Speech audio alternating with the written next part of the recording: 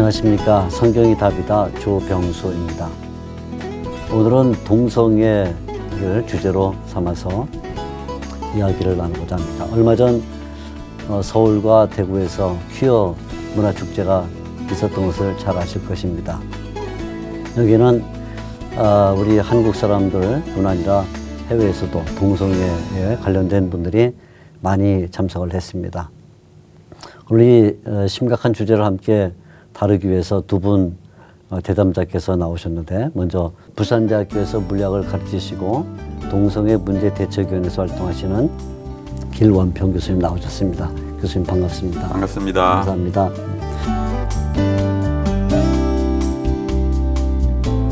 또 홀리라이프 대표이시며 탈동성애 운동을 하고 계시는 이요나 목사님 나와주셨습니다. 반갑습니다.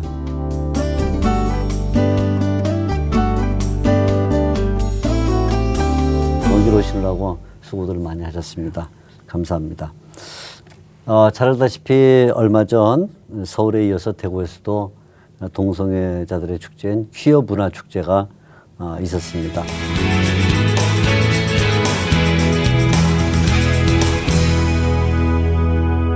먼저 이 퀴어 문화 축제를 어떻게 보시는지 길 교수님 잠깐 설명을 해주시면 좋겠습니다. 네, 저도 뭐 직접 가지는 않고 동영상을 보았는데 정말 제가 생각한 이상으로 정말 안 좋은 장면들이 너무 많았습니다. 네, 네. 보면은 뭐 어떤 사람은 뭐 거의 팬티에 네, 엉덩이에 구멍도 하고. 나고 뭐 네. 이러니까. 근데 또 특별히 신촌은 고등학생도 많이 다니고 그렇죠. 대학생도 많이 다니고 예. 참 이런 것이 얼마나 청소년들에게 네. 시민들한테 나쁜 영향을 미칠까 하고 좀 네. 걱정이 많이 됐습니다. 네, 네. 그들이 뭐 자신들이 하는 건 괜찮지만 정말 이렇게 많은 사람들에게 나쁜 영향을 미치니까 이 공공장소에서는 좀 안 했으면 좋겠다는 네, 생각을 그렇죠. 갖고 예. 있고 또 우리나라는 아직 70~80%가 동성애를 이제 비정상적인 사랑으로 이렇게 보고 있습니다. 예, 예. 그래서 이제 국민들을 생각하셔서 좀 안 했으면 좋겠고, 제가 듣기에는 내년에는 서울광장에서 더 크게 한다고 말을 들었습니다. 그래서 이번에는 좀 우리가 힘을 합쳐서 이런 공공장소에서 하는 거는 막는 거를 해야 될 것 같고요. 또 그뿐만 아니라 우리가 이렇게 막는 것뿐만 아니라 우리의 바른 건전한 성문화를 좀 알리는 행동을 해야 되겠다. 그래서 동성애 문제점도 알리면서 네, 네. 바른 가정, 바른 가치관이 뭐냐. 그래서 이제는 이 동성애 문제가 우리가 무관심하거나 방치해서는 안 될 그런 단계에 왔다고 저는 생각합니다. 네. 지금 이렇게 동성애자들이 이제 문화 축제를 공개적으로 할 정도면 그 관여된 인구도 많고 또 그에 대해서 어느 정도 지지하는 입장으로 보는 분들도 많아졌다는 얘기인데, 과거에 비해서 동성애자들의 이 규모가 또 단체나 그 문화가 얼마나 확산된 것 같습니까? 이 목사님 잠깐 말씀해 뭐 주시죠. 동성애 문제는 아마 이 지구에 인구가 있을 때부터 시작됐다고 생각을 합니다. 우리가 그 창세기 19장에서부터 그렇죠. 비롯된 문제이기 때문에 이미 동성애가 그 시대로부터 만연돼 있었거든요. 그렇다고 한다면 그들이 정말 꾸준하게 자기네들의 문화와 자기네들의 어떤 트렌드를 만들어 왔다는 것이죠. 지금 가장 이번 저는 그 퀴어 축제의 신촌 현장에 그 참석을 했었고, 네, 또 그들 대표들과도 이야기를 했습니다만, 우리 국민의 대다수가 동성애 뭐 윤리적으로 봤을 때 그건 종교와도 떠나서 우리 기독교와 관점에서 그렇죠. 떠났을 때도 전부 허락하는 사람은 없을 것입니다. 그러나 우리가 생각해 볼 때 이미 15회나 끊임없이 매년 6월 달에 줄기차게 영화제, 문화제, 거리 축제를 해왔다는 것이고, 그렇죠. 이제 대구에서도 벌써 6회째나 시작이 됐다는 것, 이건 제가 상당히 놀랐습니다. 그래서 왜 우리는 이 기독교 1천만을 자랑하는 우리 교계에는 우리 거룩한 문화 축제 하나를 못 가지고 있는가? 그래서 저희가 시작한 것이 홀리 페스티벌이라는 그 축제를 저희가 시작하면서 5월 29일부터 이제 그 국회 포럼 또 거리 전단지 캠페인 그다음에 이제 신촌 아름다운 교회에서 페스티벌 이렇게 시작을 했습니다. 올해 뭐 단회성으로 끝날지 아니면 내년부터 지속적으로 할지 모르겠지만 저희가 가정의 주간에 우리 기독교인들의 어떤 특별 대학생들을 중심으로 한번 움직여보자 하는 것이 저희 취지인데요. 가장 중요한 문제는 대학교에서 이 퀴어 축제에 대해서 관심을 가지고 그리고 수많은 동성애자가 아닌 그 일반 대학교 학생들 우리 자녀들이 참석했다는 것입니다. 그것의 가장 큰 문제는 제가 일본에서 지금 나온 지 20년이 넘었는데요. 일본에서 나와서 제일 먼저 조사를 해본 것이 동성애 분포입니다. 그때 이미 컴투게더라는 그렇죠. 컴투게더라는 그 연세대의 그 대학 동아리가 있었고요. 서울 동성애 동아리입니다. 거기서 지금도 거의 다 주관하는 걸로 알고 있습니다. 우리가 또 서울대 하면은 대단한 그러한 그 정말 국가 인력을 양성하는 그런 대학임에도 불구하고 그 서울대에는 마음 005라는 단체가 있고요. 이화여대에는 그 변태소녀 하늘을 날다. 라는 이런 동아리를 가지고 이건 제가 95년도 집계였습니다. 그리고 이제 한 몇 달 전에 제가 그 인터넷에서 총신의 그 레인보라는 그것을 발견을 했고요. 총신대예요? 총신대에. 그러니까 그건 아직 어느 사람인지 아직 그 색인은 안 됐습니다만 이미 그 SNS 페이지에 총신 레인보 이렇게 게재가 됐다는 것은 총신 쪽에도 이미 동아리가 만들어지고 있다는 겁니다. 아까 잠깐 우리가 휴게실에서 말씀을 나눴듯이 아까 저기 부산 무슨 대학교죠? 한동대학교 거기도 있다고 그러지 않습니까? 이런 걸 봤을 때요. 정말 이걸 어떻게 할까? 우리 학교 안에 물론 YM도 있고 CCC도 있고 다 기독 동아리가 있습니다.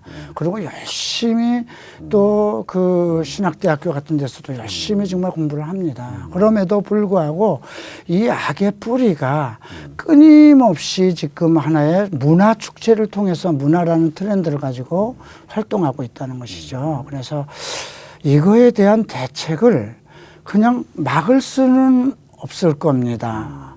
우리가 적그리스도를 막는다고 해서 안 오는 것이 아니처럼 이것을 막는 것보다 우리 자녀들을 어떻게 그 악에서 보존하고 건전한 어떤 문화 시스템을 또 우리가 창출해내야 되지 않을까 이런 것이 염려가 됩니다. 그러네요. 그러니까 참 동성애 이 단체나 문화가 예를 들어 대학 내 동아리로 또는 사이트 뭐 이런 다양한 클럽 활동으로 계속 발전되고 있다는 안타까운 소식을 들으면서 기독교 내에서도 문제는 이제 지금 말씀드린 것처럼 지지자들도 생기고 찬성자들도 생기고 있는데 물론 반대하는 분들이 많이 있지만 이제 찬성하는 사람들의 그 주장은 동성애가 선천적이기 때문에 어쩔 수 없다. 이런 이제 주장을 하는 거죠. 우리 길 교수님 이 주장에 대해서 어떻게 생각을 하시는지요? 제가 요거를 조금 자세하게 좀 말씀을 드리겠습니다. 왜냐하면 이게 이제 동성애자들이 이제 동성애를 확산시키는 아주 기본적인 내용입니다. 그래서 이제 제가 몇 가지를 말씀드리면 첫째, 동성애는 유전이 아닙니다. 왜냐하면은 동성애자들은 자녀를 낳을 수가 없습니다. 자녀를 낳아야만이 유전자가 다음 세대 넘어가는데 자녀를 못 낳기 때문에 유전이 아닙니다. 그 다음에 또 이제 돌연변이로 나타났다 이런 주장도 있습니다. 그러니까 정상적인 유전자가 잘못되어서 이상현상이다 이런 주장도 있는데 사실은 이제 그 돌연변이에 의해서 이제 나타나는 거 우리 유전 질환이라고 합니다. 그러니까 유전 질환자 다운 증후군 그 빈도를 보면은 예를 들어서 0.25% 이하고 그 유전 질환자를 다 합쳐도 1%가 안 됩니다. 그러니까 한 1% 정도. 근데 지금 동성애자들은 서구 사회에 한 2, 3% 정도 되거든요. 그렇죠. 그래서 이제 요거는 돌연변이로 볼 수가 없습니다. 그리고 이제 왜 이렇게 유전이라는 게 퍼졌는가 하면요. 이게 논문 때문에 그렇습니다. 그래서 조금 설명을 드리면 네. 이제 1993년도에 네. 해머라는 분이 논문을 발표합니다. 네. 이 해머가 동성애자입니다. 아, 그렇군요. 근데 이제 해머가 예.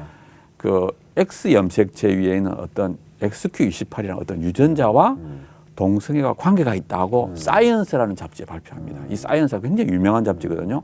그러니까 이걸 딱 발표하니까 이제 서구 언론들이 드디어 동성애 유전자 발견했다 하고 막 대서특필했습니다. 그리고 나서 이제 99년도에는 라이세라는 분이 자기가 이제 그 유전자를 보니까 자세히 해보니까 관계가 없다 이렇게 또 사이언스 발표했습니다. 반대군요. 아니라는 걸. 네, 예. 그리고 2005년도에는 이제 해머를 포함한 연구진이 더 많은 사람을 조사했어요.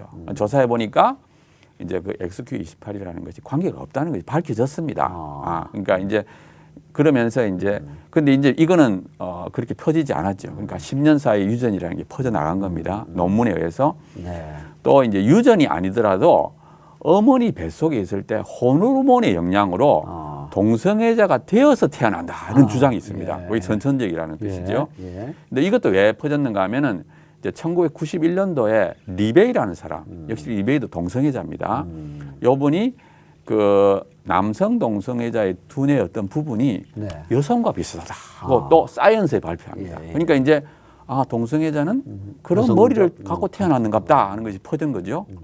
근데 10년 지나서 2001년도에 이제 바인이라는 사람이 그 같은 부분을 조사해 보니까 이제 남성 동성애자가 여성처럼 비슷하지만 크기가 그 안에 있는 그 신경세포 개수를 헤아려 보니까 남성 동성애자가 이성에 거의 같고 여성은 훨씬 작더라 하고 발표를 했습니다. 그리고 아마 이게 작아진 것이 에이즈나 마약, 뭐 부천적인 것이다 이렇게 추측했습니다.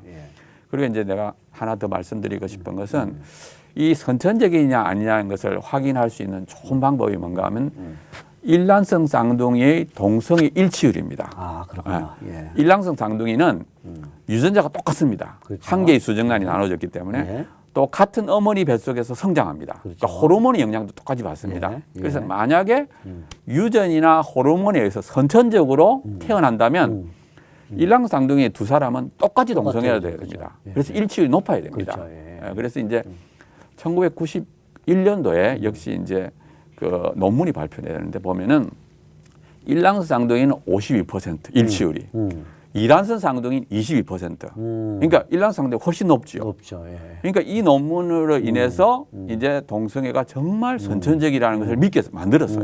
근데 이제 이 문제점이 뭔가 하면 요거는 이제 동성애자들이 많이 보는 언론 매체를 네. 통해서 네. 조사대장을 모집했습니다. 네. 그러니까 당연히. 동성애자인 쌍둥이들이 일부러 응모해서 예. 높였어요. 그렇겠네요. 예. 그리고 나서 이제 2000년 지나서 세 번의 대단위로 하는 거 있습니다. 아주 몇천 명씩 이렇게 쌍둥이를 대상으로 해서 이제 일치율을 보니까 예. 한 10%밖에 안 됩니다. 그렇군요. 그러니까 예. 10%밖에 안 된다는 뜻은 뭔가 하면은 결국 동성애는 선천적이 아니다라는 것이 이제 확실하게 밝혀진 거예요. 근데 이제 제가 조금 전에 연도를 말씀드렸듯이 1990년도 초반에 논문이 쏟아져 나왔습니다. 동성애는 유전이고 선천적이다. 그래가지고 이제 서구 사회에 있는 대부분의 사람들이 아 이건 타고났구나. 타고났으니까 어쩔 수 없다. 인정을 해야 된다. 이래서 법이랑 이런 것이 다 바뀌었습니다. 그래가지고 이제 동성애가 확산되는 그렇군요. 그런 계기가 마련됐어요. 아, 그렇군요. 그런데 이제 문제는 뭔가 우리나라도 똑같이 인터넷상에 그 1990년대 경험들이, 초에 발표돼서 10년이 지나서 다 이제 수정이 된 것이 그건 안 알려지고 그렇죠. 옛날 것만 옛날 차례만 알려지고. 올라와 있는 거죠. 그죠. 예. 그러니까 이제 동성애자들이 계속 그걸 알리면서 동성애 타고났다. 이렇게 주장하고 있는 현실입니다. 그렇군요. 예, 예. 우리 이 목사님도 이에 대해서 좀 말씀하실 게 있을 것 같은데요. 이제 제가 그 거듭나고 나서 또 성경 전체를 통해서 동성애를 연구하면서 생각해 깨달은 것은 인간을 창조하신 것이 하나님인데 성경은 그 창조자의 말씀인데 결국 동성애가 타고난 것이라고 전제가 한 사람에도 0.001%도 그게 돌연변이었던 뭐 생물학적이든 관계없이 선천적인 문제가 있다면 1%라도 있다면 그건 성경에서 정죄하면 안 되는 것이거든요. 하나님의 공의와 공평성에 맞지 않는 것이거든요. 그래서 저는 그 믿지 않는 자들의 논리에 대해서는 우리가 과학적으로나 아까 길 교수님이 하신 것처럼 얼마든지 반증할 수 있고 증거를 댈 수가 있습니다. 의학적으로. 그러나 신학자들이 이런 것을 하는 것은 정말 어리석은 일이고 정말 저들이 택함을 받은 자들인가? 저는 가끔 그들의 그 토론회를 가끔 이렇게 보면서 저들이 과연 주께서 선택한 종인가? 기름 부은 종인가? 아니면 성경을 보고 있는 종인가? 아주 단순한 원리거든요. 그런 것에 상당히 이제 분노하게 되고요. 아까 그 쌍둥이 말씀하셨습니다. 자, 그런데 한 가지 제 주변에 제가 오랫동안 동성애 생활을 하면서 주변에 쌍둥이가 있었습니다. 근데 한쪽은 형이 동성애자였는데 동생이 전혀 아주 동성애에 대해서 경멸을 하는. 완전히 반대. 완전히. 또 하나는 아버지가 아주 유명한 한국의 패션 디자이너였고 그 두 형제가 아들이 낳는데 두 형제가 또 동성애자가 됐습니다. 그때 그런 걸로만 봐서 저는 초창기 때는 전부 다 그건 유전이다 이렇게 생각을 했죠. 그런데 그 아버지 쪽의 두 아들 쌍둥이는 어떤 거기는 쌍둥이는 아니었습니다. 형제 그냥. 형제였습니다. 아버지가 아이들 어려서부터 한 방 안에서 옛날에 우리가 한 방 안에서 많이 살았죠. 그러면 예. 동성애 행위를 한 겁니다. 예. 자식들과는 아니더라도 아들들의 친구들과 함께 이렇게 그런 속에서 아이들이 학습이 된 겁니다. 학습이 된 거군요. 네.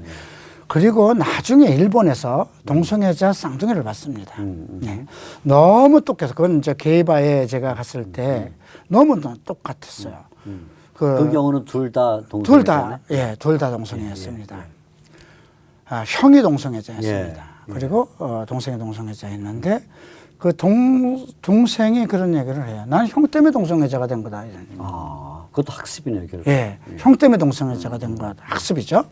근데 우리 쪽에 한 친구가 있었다고 그랬지 않습니까? 한 형은 동성애자인데 동생이 아니고. 그는 형이 가끔 자기를 괴롭혔는데 아주 죽기보다도 싫었다는 겁니다. 그래서 제가 이제 상담학을 연구하면서 그런 내용이 있습니다. 미국에서 실화였는데 알코올 중독자 중에 쌍둥이가 있었는데, 형제가 있었는데 아버지가 알코올 중독자였습니다. 근데 형도 알코올 중독자가 돼서 폐인이 됐어요. 그래서 기자가 인터뷰를 했습니다. 당신은 어떻게 알코올 중독자가 됐느냐. 그러니까 내 아버지와 같은 밑에서 생활을 했는데 어떻게 내가 이렇게 안 될 수 있겠느냐. 근데 동생은 학자가 됐어요. 어떻게 당신은 똑같은 아버지, 똑같은 형제인데 왜 알코올 중독자가 안 되느냐. 내 아버지 같은 밑에서 살았는데 당신은 나에게 뭘 바라느냐. 그러니까 우리가 이제 그런 일란성이고 이난성이고 관계없이 그러나 생활 속에서 그 동성애 습성을 가질 수 있도록 생활 속에서 온다면 우리가 이미 열왕기상 14장 24절에 그 이방인들이 행위를 본받아서 이스라엘 백성들이 동성애를 하기 때문에 그 땅에서 내어 쫓았다는 말씀이고, 그러니까 학습이 가능한 겁니다. 그래서 이거는 의학적이고 생물학적이고 정신의학적으로 있을 수도 없습니다. 그러면 이제 이 동성애가 유전도 아니고 선천적이도 않다. 그러면 그럼 이제 그런 원인이 있을 거 아니겠습니까? 우리 길 교수님 어떤 원인이 있다고 보십니까? 이제 제가 몇 가지를 말씀드리면 첫째로는 부모 영향이 굉장히 큽니다. 부모가 정상적인 모델을 안 보여주고 또 사랑을 안 줬을 때 사랑의 결핍. 또 두 번째로는 어릴 때 친구들의 영향. 지금 말씀이 오죠. 그런 것도 있고 뭐 친구들로부터 왕따를 당한다든지 또 소외를 당해서 그렇지. 소외를 당해서 알겠습니다. 또 어릴 때 남자는 남자로서 여자는 여자로서의 정체성을 갖지 못했을 때. 또 세 번째로는 잘못된 경험입니다. 그러니까 우연히 동성애를 경험하는 거예요. 우리가 이제 알코올 중독자도 처음부터 알코올 중독자가 아니잖아요. 우연히 마시다가 알코올 중독자 되잖아요. 그러니까 우연한 경험. 또 여성의 경우에는 성폭행 당하면 또 되는 가능성이 있습니다. 세 번째가 문화. 그러니까 동성애를 미화하는 영화, 드라마, 또 포르노 이런 걸 보고 호기심을 갖고 하는 경우도 있고요. 또 그 다음에는 사회 풍토. 아, 동성애 괜찮다. 서구 사회에서는 아예 학교에서 가르치니까 동성애를 그러니까 그거 괜찮다니까 그냥 재미삼아 이렇게 빠져드는 경우도 있고요. 또 어떤 경우에는 성격 자체가 반대의 성을 담는 사람도 있습니다. 성격이나 외모가 이제 그런 경우는 조금 더 가능성이 높아지고요. 성격적으로 그렇죠. 그다음에 마지막으로 뭐는 중독입니다. 쾌감. 그러니까 이것도 동성애를 하게 되면 쾌감을 느낍니다. 유사한 쾌감을 느끼니까 중독에 빠집니다. 우리가 보통 알코올, 마약, 도박 다 하면 재밌으니까 또 하고 또 하거든요. 마찬가지 이것도 한 번 하니까 재밌으니까 중독이 되는 거예요. 그런데 이게 굉장히 중독성이 강합니다.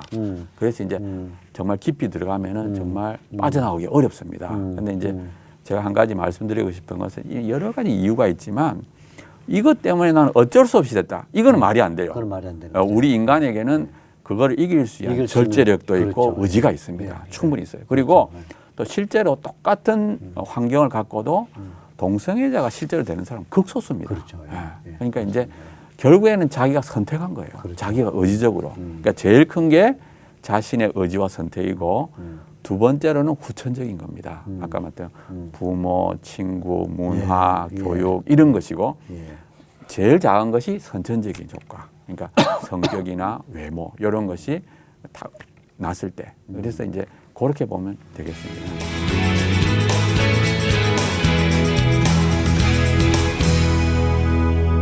동성애로부터 발생하는 이제 문제점들이 참 많을 것 같아요, 그죠? 근데 예를 들어 뭐 질병도 있겠고 사회적 관계도 있겠고 할 때는 또 몇 가지 좀 얘기를 해주시죠. 정의 말씀 시작하셨으니까. 그 에이즈 가장 큰 거는 이제 HIV 감염이죠. 뭐 그들은 지금 이 문제가 가장 아마 동성애자들은 지금 그 문제 그리고 동성애 찬성자들도 이 문제가 나오면 아니 지금 이 시대에 왜 동성애를 에이즈와 관련시키느냐. 에이즈는 보편적인 성생활에서도 나타나는 거 아니냐. 그러나 우리가 그거는 눈 가리고 아웅이고요. 동성애자들 자신들도 에이즈가 가장 큰 정말 그 에이즈 때문에 두려워하면서 성관계를 자기네들끼리 어떤 관계를 가지면서도 상당히 고심을 하고 있는 것입니다. 가장 큰 것은 에이즈인데요. 그뿐이 아니죠. 우리 뭐 이제 뭐 여러 가지 임질, 매독 이런 성병은 그건 정상적인 사람들 속에서도 옮겨가는데 동성애자들 관계 속에서도 그거 이상의 아주 더러운 매독과 뭐 임질 이런 곤질은 뭐 말로 담을 수도 없는 거기에 그거 외에도 뭐 B형 간염이라든가 그런 전염성 있는 모든 게 그 걸릴 수 있는데요. 제가 그 1994년도에 한국에 들어왔습니다. 그리고 제가 함께 동성애 생활을 하던 저 선배, 후배들을 제일 먼저 찾아봤죠. 이제 패션 쪽에서 있었던 선배들. 그 당시 내가 45이면 나보다 10살 더 먹었어도 55세밖에 안 됐습니다. 그런데 거의 다 사망했습니다. 그렇군요. 그래서 어떤 사람은 그러니까 상당히 조기 사망한다는 예, 얘기예요? 어떤 사람은 그 결혼도 했는데 병이 들어서 가족으로 들어갔는데 그 부인과 자식이 받질 않았어요. 그래서 객사를 해서 그 객사를 하면 그 시체를 그 시신을 처리를 해야 되는데 그래서 이제 그 서울시립병원 같은 데 가려면 거기서 이제 연구용으로 사용돼야 되잖아요. 그래서 제가 가서 사인을 한 일도 있고 그런데 그런 일이 빈번합니다. 그래서 그들은 누가 죽었는데 그건 에이즈라고 얘기를 안 하면 자기네들은 누가 죽어도 에이즈라고 얘기는 안 합니다. 그냥 몸이 아파서 암이 걸렸대, 폐암이대 이렇게 그 서로가 이제 위로하는 걸로 왔는데 에이즈입니다. 에이즈입니다. 제가 에이즈 환자를 둘을 장리했습니다. 하나는 제 선배뻘 되는 그 한 5년 전에 제가 가족이 돌보질 않아서 제가 화장해서 지금 그렇게까지도 하고 그랬는데요. 저는 그래요. 지금 뭐 의학이 많이 발달되고 있다는데 저는 그 치료제 개발 안 되지 않을까. 왜냐하면 그거는 하나님께서 정말 싫어하시는 하나님께서 나름대로 우리를 깨우치기 위한 어떤 그 더러운 행위, 악한 행위에 의해서 하나님을 대적하는 거지 않습니까? 거기에서 하나의 경고를 주신 것이 아닌가. 이번에 뭐 에볼린가 뭔가 이상한 병도 지금 나와서 아프리카에서 시작되고 있지만 어떻게 얘기가? 이거는 정말 근데 감염될 수밖에 없어요. 교수님, 그렇죠? 그 섹스의 경로가, 섹스의 방법이 애널하고 오랄밖에 없습니다. 그러니 하나는 우리가 밥을 먹고 말을 하는 기관이요, 하나는 배설 기관인데 이 기관을 하나의 성적인 욕구를 채우는 그런 걸로 사용하니까 이건 그냥 모든 질병의 통로, 매개체입니다. 그렇군요. 예. 자, 기왕에 이제 에이즈 얘기가 나왔으니까 우리 길 교수님께 이제 묻고 싶은 거는 에이즈가 뭐 그 청소년들한테도 급증하고 있다 그러는데 상황이 어떤가요? 그럼 제가 조금 더 자세하게 통계를 말씀드리면 우리 질병관리본부 통계에 따르면 지금 2003년도에 한 2,500명 됐습니다. 에이즈 환자가. 근데 지금은 한 10,000명 정도 될 것으로 추정합니다. 그러니까 한 10년 동안에 4배로 증가했죠. 그리고 이제 전문가들은 아마 70%가 동성애로 걸릴 거다 이렇게 추정합니다. 그러니까 우리가 생각할 때 4배가 됐으니까 아마 동성애자 숫자가 한 2배 정도 늘었지 않을까. 또 한 가지는 동성애자가 에이즈 걸릴 확률이 또 2배로 늘었지 않을까. 그러니까 우리가 한 20년 전에 통계가 5%입니다. 100명당 5명이 에이즈 환자인데 지금은 아마 100명당 10명, 10%. 그러니까 동성애자들은 한 10명 중에 1명은 에이즈 바이러스를 갖고 있다고 보면 됩니다. 그리고 이제 우리 실제 논문을 보면은 그 질병관리본부보다는 한 2~3배 정도 많다. 그러니까 지금이 한 10,000명이면 한 2~3만 명 정도 될 것이다. 그래서 아까 70%니까 14,000명에서 한 21,000명은 동성애로 아마 에이즈 환자가 됐을 거다. 이렇게 보고 요즘은 약이 잘 나옵니다. 근데 이제 약값이 비쌉니다. 그래서 지금 한 1년에 한 2천만 원 정도 듭니다. 약값. 한 사람당? 그렇죠. 칵테일 요법이라 가지고 다국적 기업에서 나오니까 좀 비싸고 그래서 대략 이제 한 2,800억에서 4,200억 정도. 그리고 이제 나라에서 전부 다 지원합니다. 그러니까 제가 이거 말씀드리는 게 뭐 에이즈 환자 지원하지 말자는 뜻이 아니라 그정 통계가 이렇게 되고 또 영국을 보면은 우리 6,400만 명 정도 인구가 되는데 우리나라보다 에이즈 환자가 10배, 동성애자가 10배입니다. 그러니까 영국처럼 되면은 우리도 그렇게 된다는 뜻이에요. 그럼 몇 조 원이 세금으로 나가게 됩니다. 그래서 이 동성애를 막아야 되는 이유가 지금 서구가 이제 몰락하는 이유가 뭐냐 하면은 사실은 동성애와 에이즈 때문에 몰락하고 있어요. 왜냐하면 젊은 사람이 다 에이즈 환자가 되다 보니까 경제력도 떨어지고 그렇게 되지 않습니까? 제가 이제 청소년을 좀 말씀을 드리면 이제 2000년 전에는 청소년 에이즈 환자가 거의 없었습니다. 그런데 이제 2000년부터 이제 급증하기 시작했는데요. 예를 들어서 2003년도에 5명이었고 2011년도에 38명이 됐습니다. 그러니까 한 8년 동안 8배로 증가했죠. 그다음에 왜 이렇게 에이즈 환자가 됐는지 확인을 해보니까 최근 2년 반 동안에 57%가 동성애로 됐습니다. 그리고 이제 요거는 본인들의 기술이니까 이거보다 많습니다. 그럼 왜 그러면 2000년부터 이렇게 급증했느냐? 그 중에 하나가 그 국가인권위원회에서 동성애가 청소년 유해가 아니다 하고 2003년도, 2004년도 했습니다. 그래서 2004년부터는 성인 인증 안 하고도 동성애 사이트 들어갈 수 있게 됐습니다. 그러니까 이제 그게 이제 오픈이 되면서 이제 문제가 됐고요. 또 한 가지 미국의 경우를 보면은 2011년도 그 청소년 에이즈 환자를 보면은 94에서 95%가 동성애로 에이즈 환자가 돼요. 그러니까 이제 어떻게 보면 우리나라도 미국처럼 될 가능성이 굉장히 높습니다. 그래서 이제 우리가 빨리 정말 청소년들에게는 정말 동성애가 위험한 행동이다는 걸 알려야 됩니다. 그러니까 정말 이렇게 동성애를 해서는 에이즈 환자가 될 가능성이 높다. 그러니까 조심해라. 그걸 알려야 되는데 지금 교육하고 문화가 계속 동성애를 조장하고 있습니다. 너무 조장하고 있으니까 너무 걱정이 돼요. 그래서 그래서 이걸 막아야 된다고 생각하고 그럼 왜 이렇게 동성애자들에게 에이즈가 많으냐? 그건 이제 두 가지 이유가 있습니다. 하나는 뭔가 아까 말씀드린 그 배설 기간에다가 성관계를 해서 그게 하나가 있고 또 한 가지는 관계가 너무 복잡합니다. 문란해요. 문란해. 그러니까 좀 옛날 통계인데 1978년도에 보면은 백인 남성 동성애자의 경우에 그 75%가 100명 이상의 파트너가 있습니다. 아유, 그래요. 예. 그리고 이제 조금 더 세부적으로 들어가면 28%는 1000명 이상하고 관계를 합니다. 그러니까 이제 이게 너무 이게 문란한 거예요. 그러니까 예, 아까 말씀드린 것처럼 동성애자들은 바이러스를 많이 갖고 있는데 그렇군요. 또 문란하니까. 예, 더 많이 번지. 그러니까 이 그 집단 안에 이제 동성애가 많이 퍼져 있는 겁니다. 그래서 그렇군요. 우리도 이제 이 에이즈를 막기 위해서는 동성애 확산을 막아야 된다. 그런 그러네요. 생각입니다.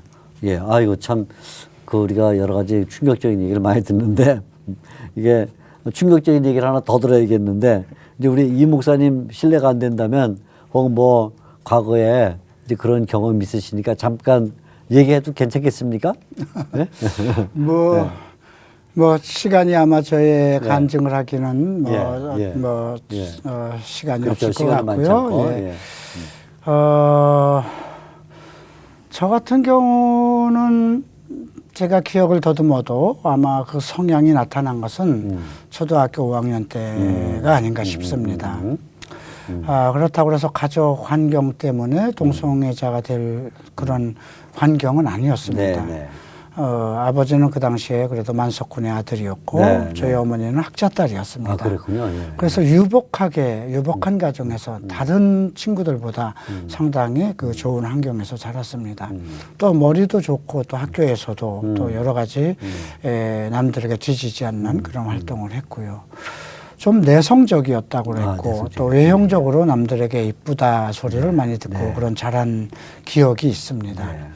그런 것에 비해서 내면적인 성격은 상당히 강인했습니다.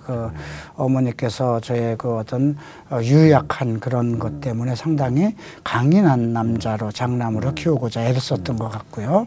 그래서 속은 상당히 아주 그 강인한 그런 지금도 마찬가지입니다. 그래서 그런 것이 있는데 나름대로 또 하나의 내가 어떤 존재하는 것, 내가 본성적으로 남자를 좋아하고 내가 여자로 태어날 건데 잘못 태어난 것이 아닌가 하는 그러면서도 어떤 그 어머니의 어떤 이성적인 그런 교육과 윤리 교육 그런 걸로 인해서 나는 남자다. 나는 남자다는 그 의식 남자는 울지도 말아야 되고 앞으로 학자가 되어야 된다. 그런 개념으로 교육을 받았기 때문에 실질적으로 내 안에 있는 나는 정말 여성적이고 싶고 여자가 되고 싶은데 또 그런 그 충돌이 있었던 것. 그러면서 이제 중학교 들어오면서 저는 이제 서울로 유학을 온 거나 마찬가지고 생활이 이제 부모와 같이 안 하고 이제 뭐 그 형들 집에 있고 또 나중엔 또 하숙도 하고 그러다 보니까 자유로워지죠. 자유로워졌군요. 예, 자유로워진다고 해도 지금과 같이 동성애 매개체가 없었습니다. 그 당시엔 뭐 그 친구들 중에도 그렇게 없었고 제가 중고등학교 내에서 동성애자를 발견한 일은 없습니다. 학교 내에서. 예. 단 학교 선생 중에 한 분은 그런 저의 어떤 그런 성향을 알고 관계를 가진 일이 있었고요. 전부 그 당시에 이제 뭐 극장이라든가 뭐 공중 화장실이라든가 이런 데를 통해서 동성애자들은요, 버스 안에서도 서로가 통합니다. 눈을 보면 서로 압니다. 그래서 그렇게 서로 끌리는 그런 감각으로 시작됐고요. 대학교 들어가면서는 완전히 뭐 성적, 동성애적 중독자가 돼서 그런 쪽을 찾아다니죠. 그러다 보니까 또 학교 내에서 그 제가 좋아하는 타입들에 대해서 어떤 특별한 그 스킨십과 그런 유혹의 과정을 하죠. 그걸로 인해서 결국 학교도 다니지 못하는 그런 입장이 되고 참 학교 생활이 순탄치 못했습니다. 그래서 저는 학교 졸업을 못했습니다. 그러니까 제가 30살 때만 해도 명동의 명동극장, 뭐 그 미우 종래 우미관이라든가 이런 그 2류 극장급은 토요일 날이면 뒤에 서 있는 사람 전체는 거의 다가 동성애자라고 보면 맞을 정도였습니다. 그리고 뭐 종로 3가 파고다 극장 같은 데는 거의 다가 뭐 화신극장 또는 여기 신세계백화점 위에도 그 동영극장이 있었고요. 그런 데는 전부 다 동성애자가 있었습니다. 그러니까 오히려 지금 시대는 내가 어떻게 되는지 지금 아주 노골적으로 이태원이나 종로 3가의 클럽에서 모이지 않습니까? 근데 그 당시 그렇게 엄밀히 그 유신 정권 때에도 네, 그랬다는 것이죠. 그러나 지금처럼 이렇게 노골적으로 동성애를 정당화하고자 하는 그런 운동은 없었습니다. 그렇군요. 거기다가 좀 이렇게 지식층에 많았어요. 제가 알던 층은 참 뭐 신기하네요. 연예인들도 많았고 뭐 영화 감독에서부터 국회의원도 있었고요. 그 당시 국회의원들. 그리고 그 문인들 뭐 그런 대단한 분들이 많았고 오늘 저희가 상당히 여러 면의 이야기를 그렇습니까? 듣는데 그래서 뭐 나중에 시간이 되면 저의 문제는 이미 뭐 매스컴에 나와 있기 때문에 뭐 이 정도만 들었어도 어머니의 죽음으로 어머니의 제가 27에 사업에 다 실패하고 승려가 되려고 했을 때 어머니에게 고백을 했습니다. 그래 네가 타고났다니 언제부터냐? 초등학교 5학년 때부터입니다. 그리고 그 사실을 다 얘기를 했어요. 저희 어머니 그 순간 업보구나. 저희 어머니 불교 신자였거든. 업보구나. 내 팔자에 자식이 없어서 자식을 달라고 절에 가서 석 달러를 100일을 불공을 해서 정말 현몽을 해서 너를 낳는데 업보구나. 그 업보라고 생각했기 때문에 내가 지은 업보는 내가 해결해야 되겠다. 그래서 내 자식을 구원하는 그러니까 불교적인 관점에서 그렇게 해서 이제 어머니 돌아가시고 정말 승려도 될 수도 없고 자살도 할 수도 없고 망해서 오갈 데도 없고 친구들이 돈을 좀 걷어서 이태원에서 게이바를 처음 시작한 겁니다. 젊어서 제가 친구들에게 많이 그래도 이제 잘 살 때는 돈을 좀 쓰니까 그들이 돈을 걷어서 게이바를 하나 해줬는데 그때 이제 그래도 사업이 안 됐죠. 이제 30살 됐을 때 정말 민속 가수 그 남미랑 씨 아직도 활동하고 계십니다. 그분이 일본에서 돌아오면서 비행기 안에서 그 친구에게 내 이름을 전해주거라. 그 계시를 받고 나한테 와서 예수의 이름을 전했습니다. 근데 그냥 거침없이 나는 인간의 눈물에서 그렇게 눈에서 그렇게 눈물이 쏟아지는 줄 몰랐어요. 저희 어머니 돌아가실 때도 죄 때문에 울지 못했는데 그 애통을 하면서 나 예수 믿을란다.